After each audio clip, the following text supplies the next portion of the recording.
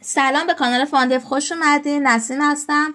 موضوع این ویدیو اسکای باکس هست. حالا اسکای باکس چیه؟ قبل از اینکه بخوام شروع کنم ویدیو رو لطفا سابسکرایب کنین کانال رو که یادتون نره. شما یادتون نمیره گمش میکنین، آره که گمش نکنین. لایک و کامنت کنین که یوتیوب ما رو گم نکنه. اگه پیشنهاد انتقادی دارین کامنت کنین حتما واسم. اگه آموزش خاصی مد نظرتونه حتما توی کامنت ها به هم بگین که حتما میسازم و قرار میدم توی کانال و همین دیگه. بریم سراغ اصل آموزش. خب اسکای باکس چیه کلا؟ اسکای باکس آسمونه دیگه، اسمش روش اسکای، آسمون اطرافه. وقتی میخواین شما توی یونیتی یه آسمونی بسازین، ابری بسازین یا یه غروبی بسازین، هر چی آسمون بخواین بسازین باید از اسکای باکس استفاده کنین. اسکای باکس معمولا چند نوعن که یکی که واسهتون توضیح میدم و اینکه کدومشون حالا چه استفاده ای دارن. قبل از اینکه بخوام برم داخل پروژه یونیتی بهتون بگم از اسست استور میتونید اسکای باکس های زیادی داره. اسست استور میتونه هر مدلی که دوست دارین رو دانلود کنین. برای مثال من الان این نوع فانتزیش رو دانلود کردم و بهتون نشون میدم حالا توی خود یونیتی. خب بریم داخل یونیتی توضیح کاملی بهتون بدم. اول از هر چیزی اسکای باکس که اصلا چجوری به وجود میاد، چطوری ساخته میشه و چطوری میتونم بندازم. حالا ببینید این آسمون منه، توی سینم دارم میچرخم، این آسمون منه الان. حالا اگه یه کامرا هم بذارم، یه کامرا هم بذارم میبینید که اینجا هیچ آسمونی ندارم دیگه، نه کف داره نه آسمون داره، هیچ چیزی نیست، است دیفالت کلا. حالا من میخوام که یه آسمون بسازم. اول از همه توی حالا asset توی ویندو پراجکت میتونید کلیک راست که بکنید روی کرییت که برین. کلا از جنس متریال اسکای باکس، یعنی اسکای باکس بخواید بسازین اول باید متریال رو بزنید. یه متریال ساخته میشه اینجا، یه اسم حالا همه اسم خودش باشه، نیو متریال.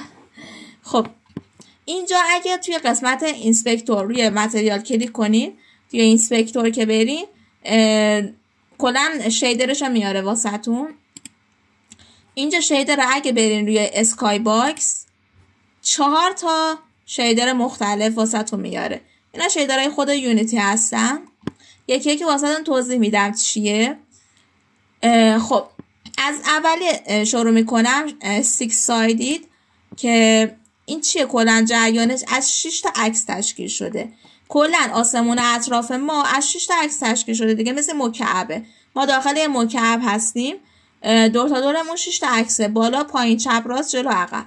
خب این دقیقا همینطوره. حالا من اون نمونه که گرفتم دقیقا داره همچین نمونه هایی. خب ببینید من این که نه کو اونجا گمش کردم.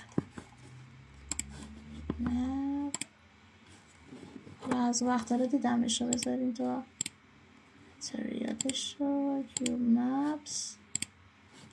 ایناش ببینین الان این اومده 6 تا عکس ها کنار هم قرار داده تا یه اسکای باکس شده. خب نوشته جلو میتونی این عکس ها قرار بدی، بک میتونی این عکس ها قرار بدی. این چیزیه که کلا کیوب مپ ها ساخته شدن، 6 تا عکس کنارم. حالا من اگه بخوام اینو بندازم توی سینم که ببینم، یه درگ اند دراپ میکنم و ببینین که الان من میچرخم دور تا دور، آسمون منو به هم نشون میده. یه روشش اینه که درگ اند دراپ کنید. یه روشش هم اینه روی ویندو میرین، توی منوی بالا ویندو، توی رندرینگ لایتینگ که بزنید این صفحه باز میشه. توی تب دوم که برید میتونید توی اسکای باکس متریال، اون متریال اون اسکای باکس که میخواین درگ اند دراپ کنید و اینطوری عوض میشه. ببینید الان من اون یکی جدیده رو هم کردم. خب پس نوع اول این بود که 6 تا تصویر کنار همدیگه قرار میگیره. خب حالا من میخوام عکسی که حالا حالت کیوبیش هم بهتون نشون بدم. بریم گوگل و من مینویسم کیوب مپ، شاید اینطوری که واسه تون واضح تر بشه. توی ایمیجز بریم ببینید این دقیقا همچین اتفاقی میفته. باز بشه، اگه باز بشه بزرگ شو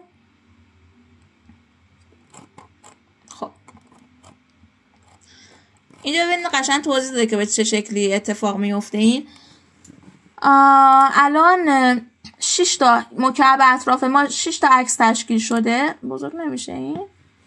بزرگتر از این ظاهرا نمیشه دیگه. نه. خب ببین الان پشتش یه عکس گذاشته، کفش یه عکس و تمام بچه‌ها یه مکعب و یه عکس گذاشته و وقتی که کنار هم قرار میگیرن و ما بریم داخل این مکعب بایستیم، دو تا دورمون انگار آسمون هست. حالا این توضیح دقیق ترش رو گفتم بهتون بگم. دقیقا هم اتفاقیه که اینجا میفته. فقط به این دقت کنید اگه خواستید از کیوب مپ استفاده کنید، این مرزای آسمون خیلی دقت کنید. مثلا اگه خواستید با فتوشاپ خودتون کات بکنید، این مرزا خیلی مهمه که دقیقاً مچ باشن با هم دیگه، وگرنه مثلا این وسط یه خطی میفته و کلا دو طرفش یه شکل دیگه است. مثلا بذارید حالا من یه نمونهش رو نشونتون بدم. من دو تا عکس رو جابجا میکنم با هم دیگه. الان اینو این. خب اینو من میارم اینجا. ببینید الان چه اتفاقی افتاد. الان این سایت کلا یکی دیگه شد، اما اون قبلی که بود ببینید قشنگ مت شده بود. خب پس شد تایپ اولمون 6 سایدی. روتیشن هم که خب میتونید به چرخونید، سه تنظیمات میتونید روش بدین دیگه، کالر نمیدونم این چیزا. چرا من اینو انداختم؟ مثلا حالا من 6 ساید که ندارم که بندازم. خب نوع دیگه، نوع بعدی بریم دوباره روی اسکای باکس. کیوب مپه. کیوب مپ دقیقاً از یک کیوب مپ تشکیل شده. یه تصویر HDR باید داخل این قسمت بیاد. فکر کنم نمونهش رو الان اینجا داشتیم دیگه، الان دیدم. آره ببینید دقیقاً یک کیوب مپه. خب اگه روش بزنم از تصویر تشکیل شده، یه تکسچری داره که اینم البته ماهیتش همون 6 تا تصویر کنار همه.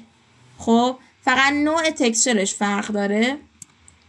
حالا من اگه اینا بزنم، حالا یه تصویر PNG هست دقیقاً. حالا اگه شوین اکسپلور چرا اوپن زدم.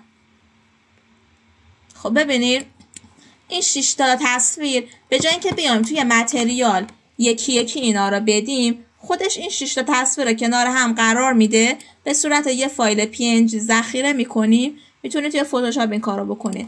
وقتی این PNG رو ایمپورت کردین داخل یونیتی، بیاین توی تنظیمات اینسپکتور که میرین، این گزینه تکست شیپ رو به صورت کیوب قرارش بدین. این میشه کیوب مپ، یعنی یه جورایی دور زدن همون 6 سایده میشه تا حدودی. این میشه کیوب مپ. تنها تفاوتش همینه دیگه، از 6 تا قسمته و اینا میتونین مثلا تکسچرش از همین سایتایی که رفتیم دیدیم اینجا مثلا دارن. ببینین اینجا تکسچرای آمادهشو دارن، میتونین اینا رو دانلود کنین، ایمپورت کنید و وارد کنید. فقط این نکته رو بگم که کیوب مپ ها خب طبیعتا باید کیفیت بالایی داشته باشن، چون وقتی تو آسمون میان طبیعتا خیلی کیفیت بالایی باید باشه، وگرنه تار میشه آسمونتون. خب این از کیوب مپ. بریم سراغ گزینه بعدی، پانورامیک. کشتم خودم. اینجا حالا شاید ببینید که دقیقا شبیه کیوب مپه. چه تفاوتی داره؟ تفاوتش اینه که کیوب مپ یه عکس 6 تایی کنار هم بود، در صورتی که این یه عکس چی بگم کرویه. خب این متفاوته. من الان مثالش رو بخوام واسهتون بیارم، ببینید الان اینجا همین عکسی که من گرفتم دقیقاً اینو داره. ببینید عکسش به چه صورته. یه عکس مربعیه اما حالت 360 درجه داره. خب عکس 360 درجه رو شما اگه حالت پانورامای دوربینتون رو ببینید، میتونید باهاش عکس 360 درجه بگیرید حتی، و میتونید توی یونیتی ازش استفاده بکنید. هست دیگه، عکسش توی اینترنت هم هست، میتونید استفاده بکنید. پس تفاوتش دقیقا این بود که این عکس 360 درجه است، اما اون کیوب مپ از 6 تا عکس کنار هم دیگه تشکیل شده. خب اینم از این یکی. ببخشید گلوم خوش میشه خیلی زود به زود. خب این اسکای باکس دوباره حالت آخرش پرسجرال هست که حالا توی یورپ خیلی استفاده نمیشه حقیقتش. نمیدونم مثلا یورپی پشتیبانی کنه یا نه، باید بکنه البته. ببین آره پشتیبانی کرد. اینجا میتونید شخصی سازی کنید اما تکسچر نمیتونید حقیقتش بدین. این حالت دیفالت بیلت این بود قبلا. میتونید کیفیتش رو انتخاب کنید که چی باشه. مثلا خورشیدتون رو میتونید ببینید اینجا شاید بیشتر پیدا باشه تا اینکه من بخوام اینجا بچرخم. خورشید کجاست؟ خورشید پیداش نمیکنم الان خورشیدم. اما اینجا میتونید ببینید دیگه اینا. خب سایز خورشیدتون رو میتونید مثلا انتخاب کنید. یه سری تنظیمات روی خورشید کلا میتونید بدید. غلظت هوا رو میتونید انتخاب کنید. اتمسفیرش رو میتونید انتخاب کنید. نه چرا اینطوری من حرف میزنم. خب رنگش رو میتونید انتخاب کنید. مثلا یه پروژه‌ای دارید که میخواید آسمونش توی شبانه روز تغییر کنه، 24 ساعت مثلا میخواید نشون بدید، میتونید اینجا با کد این کارو بکنید و مثلا رو به قرمز بره، یا مثلا میخواید مریخ نشون بدید نارنجیش میکنید. مریخ نارنجی بود دیگه. آره نارنجی همچین جوریه. اینجا زمینتون رو میتونید رنگش رو انتخاب کنید. مثلا اگه خواستین اقیانوس باشه حالت آبی انتخاب میکنید. اگه خواستین خاکی باشه دورا میخواین نشون بدین مثلا قهوه‌ای انتخاب میکنید. زمین هم میتونید تغییر بدین. میگم یه سری تنظیماتی داره که میتونید به دلخواه خودتون عوضش بکنید. بیشتر برای حالت آسمونای داینامیک از این استفاده میشه. خب اینم از 4مین قسمتش، 4مین اسکای باکسی که یونیتی داره. حالا یه حالت دیگه هم وجود داره. شما میتونید شیدر بنویسید. شیدرها کلا هر فرمی که بخواید میتونید با کد بدین. مثلا میتونین ابرای پیشرونده بزنید. شاید توی خیلی از بازی دیده باشین که ابرش حالت کیوبی پیدا میکنه، محو میشه، میاد. یه بازی که دیدم اینو بازی فارمرز لایف بود اگه اشتباه نکنم که آسمونش دقیقا همین اتفاق میافتاد.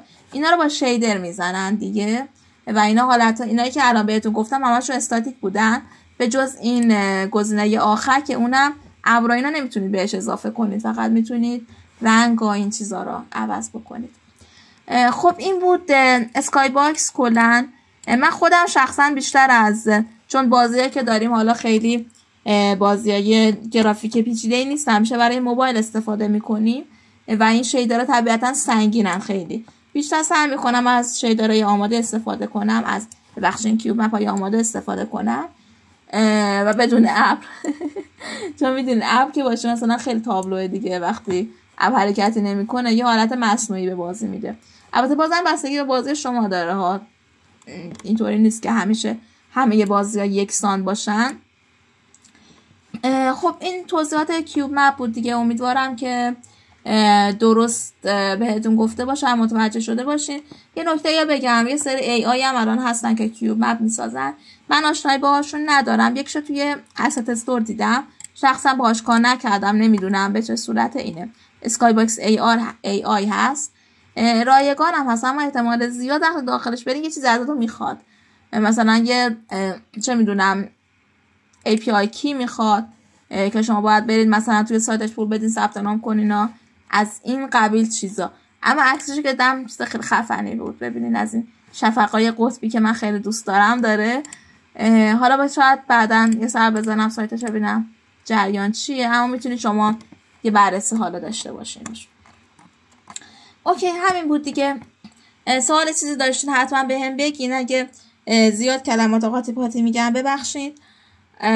حقیقتش من در روز شاید مثلا استارت بزنم 5 تا 6 تا ویدیو یهو بگیرم و فقط هم ویدیوهایی که میگیرم تو زمینه این کانال نیست، کانالای دیگه ای هم دارم که خب اونجا هم فعالیت میکنم و یه جورایی دیگه زیاد که آدم حرف میزنه مغزش واقعا هی میکنه. شما ببخشید دیگه.